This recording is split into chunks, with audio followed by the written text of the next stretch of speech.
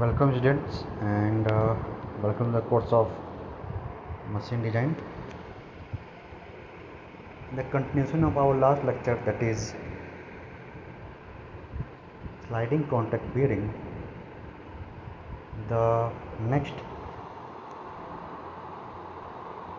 topic is rolling contact bearing and specifically thrust bearing. Okay, so as clear from name that some thrust force is going to exert on the journal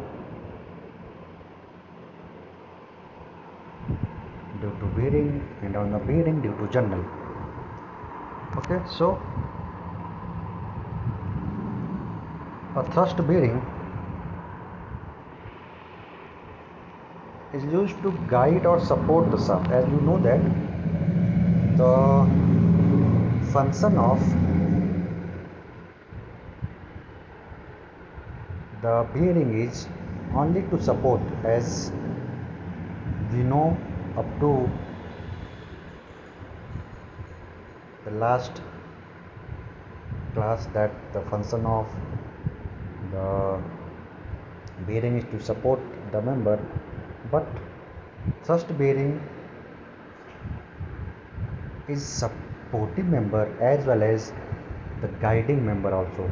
Okay, so whenever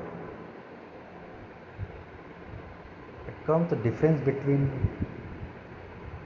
the thrust bearing and the another bearing, that thrust bearing is basically guide and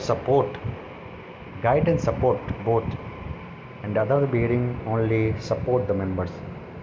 So a thrust bearing is used to guide or support the shaft which is subjected to a load along the axis of the shaft.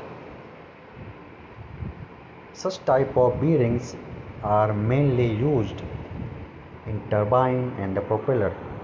In the next page we will see the diagram how the bearing is going to guide shaft. You may easily see or easily able to visualize that how these things is happen. Next, the type of thrust bearing is first footstep or pivot bearing, and next is the collar bearing. Okay, so the footstep or the pivot bearing, in a footstep or the pivot bearing, the loaded shaft is vertical and the end of the shaft rests within the bearing. Okay, we will see by the diagram, don't worry. In case of collar bearing, the shaft continues through the bearing. The shaft may be vertical or horizontal with single collar or many collars. Okay. So in the footstep or the pivot bearing, the loaded shaft is vertical and the end of the shaft rests within the bearing. Means specifically the pivot, as clear from the name, that pivot means a vertical shaft is there and the end of the shaft is within the bearing. Next type of thrust bearing is the collar bearing. In a collar bearing, the shaft continues through the bearing. The shaft may be vertical or the horizontal. Means in the footstep bearing, the shaft is in the vertical direction only, but in the collar bearing, the shaft may be vertical or may be horizontal with single collar or many collars. You may confuse the name collar But next page we will see a diagram in which you easily understand what is collars. uh, Basically you may see your shirt collar. Okay, so remembering this shirt collar, and you may relate your shirt collar to the collar of the or the collar bearing easily, trust me. So in a collar bearing, the shaft continues through the bearing, and the shaft may be vertical or horizontal with single collar or many collars. A simple multi-collar bearing for horizontal shaft is shown. See, now you may easily visualize what is this. This is shaft, and you may see this portion, collar. As you see, collar here is here support the shaft as well as guiding also, means it gives a direction. Specifically you may see a direction, means in which direction shaft is going to move or uh, rotate, sorry, specifically you may say rotate. So here is the load W, that is a small r, that is from the center of the shaft to the some clearance, and next capital R, the distance between the center of the shaft and the outer of the collar. The all reservoir means for providing lubricant, as you know that from the very first topic of the bearing, that how I am uh, focusing on why lubricant is very much important for the journal and the bearing. Okay, now see one by one.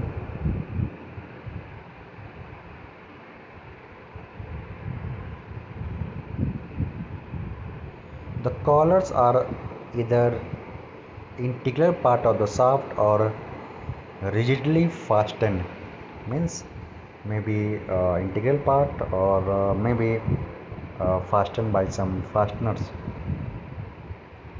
The outer diameter of collar is usually taken as 1.4 to 1.8 the 8 times the inner diameter. Okay, the outer diameter is 1.4 to 1.8 times to the inner of the collar or diameter of the shaft. The thickness of the collar is kept as 1/6 diameter of the shaft, and clearance between collar as 1/3 diameter of the shaft. Okay, clearance may be 1/3 the diameter of shaft, and the thickness of the collar is 1/6 of the shaft, means the shaft diameter is the design criteria for that.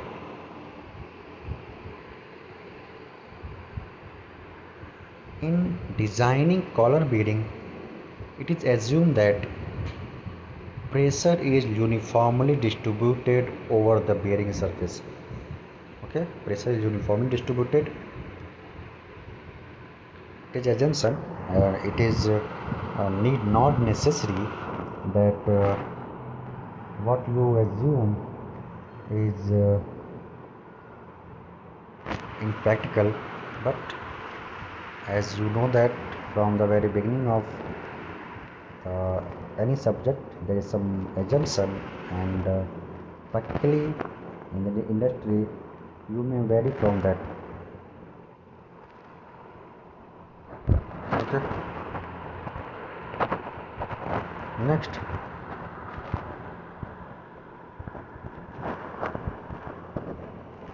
when the pressure is uniformly distributed over the bearing surface, for the calculation purpose also you have to assume. If it is not, you may not able to find the pressure at each collars. Okay, so for that you have to assume something. So P is equal to W upon A, and this is equal to W upon N into pi capital R square minus small r square. And the total frictional torque T is equal to 2 by 3 mu W capital R cube minus small r cube upon capital R square minus small r square, and the power loss is equal to 2 pi nt upon 60 watt.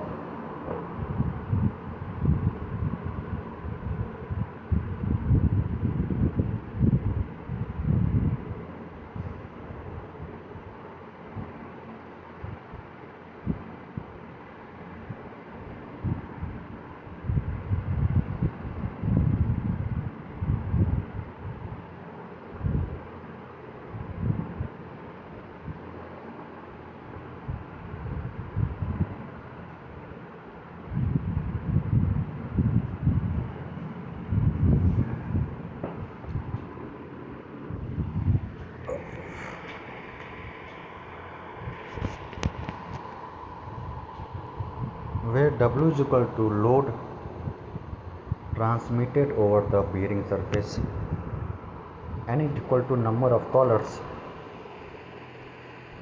R is equal to outer radius of the collar, small r is equal to inner radius of the collar, A is equal to cross section area of the bearing, that is N pi in the bracket capital R square minus small r square, P is equal to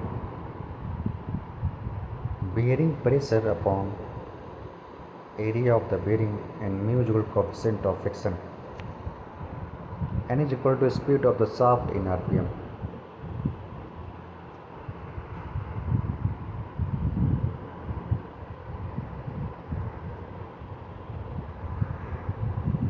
The coefficient of friction for the collar bearing may be taken as 0.03 to 0.05, and the bearing pressure for a single collar and water cooled multi collar bearing may be taken as same as for foot step bearings. Okay, so this is all about the collar bearing, and for exam point of view this is most important.